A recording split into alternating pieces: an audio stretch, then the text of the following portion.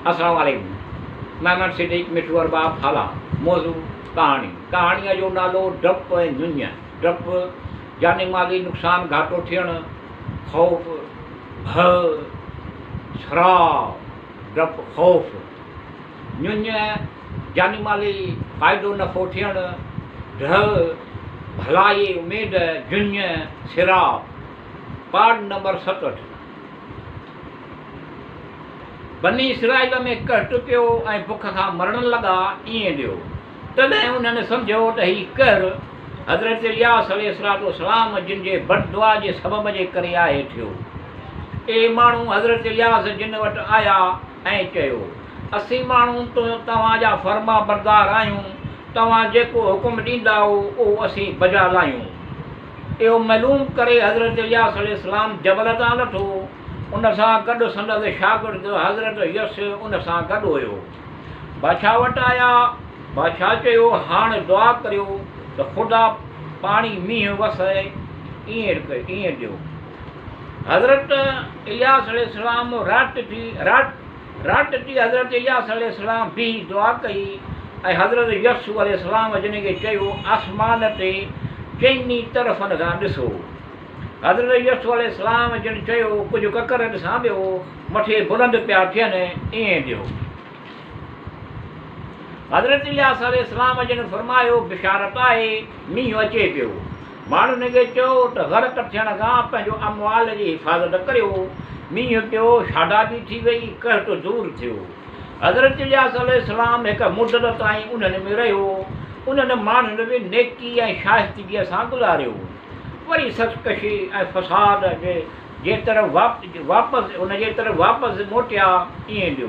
ऐं हज़रत इलियास जिन जा मुनकर थी विया, ईअं ॾियो। हज़रत इलियास अलैहिस्सलाम जिन सां बग़ावत कयूं, ख़ुदा हिकिड़ो दुश्मन उन्हनि ते मुसरत कयो, जंहिं ओचितो हमिलो कयो। बादशाह ऐं संदसि घरवारी क़त्ल थी विया ऐं उन्हनि खे उन ई मर्द सालिह जे बाग़ में छॾियो।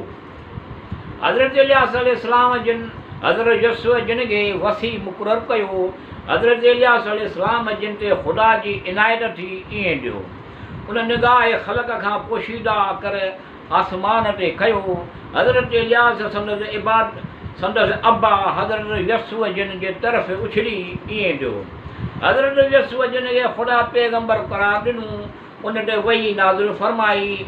बनी इसराइल हज़रत यसू जिन जी तहज़ीम कंदा हुआ, ईअं ॾियो।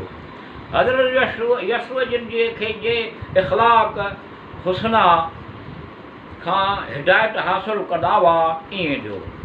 ख़ुदा अला रब्बुल आलमीन 1,24,000 पैगंबर नबी रसूलनि खे ख़लक़ ते मबूस कया।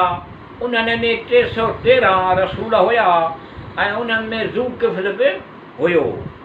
हज़रत ज़ूकिफ़िल हज़रत सुलेमान बिन हज़रत दाऊद अलैहिस्सलाम जिन खां पोइ मबूस थियो। हज़रत लुक़मान अलैहिस्सलाम संदसि पुट खे नसीहत करे रहियो हुयो, ए मुंहिंजा प्यारा फ़र्ज़ंद, कंहिंखे ख़ुदा जो शरीक करार न ॾिजांइ, छो त इहो पंहिंजे मथां ज़ुल्म अज़ीम आहे। फ़र्ज़ंद, तुंहिंजी नेकी या बदी अगरि रेतीअ जे दाणे बराबरि बि हूंदी त ख़ुदा उनजो क़यामत में ज़रूरु हाज़िर कंदो। उनजो हिसाब तोखां वठंदो। बेशक ख़ुदा लतीफ़ यानी साहिब लुत्फ़ करम आहे। उनजो इल्मु उमूर लताइफ़ जे मुहित आहे। इहो ख़बीर आहे, यानी उनजो इल्मु हर पोशीदा खां पोशीदा शइ ताईं पहुतल आहे। ऐं फ़र्ज़ंद, निमाज़ क़ाइमु रखो ऐं माण्हुनि खे नेकीअ जो हुकुम करियो। बदीअ खां बाज़ रखो। जो कुझु तकलीफ़ ते नाज़ुल थिए त उन ते सब्र करियो। उन लाइ त ही सभु उमूर आहिनि जिन जी रिआयत माण्हुनि ते लाज़िम करार ॾेई छॾे।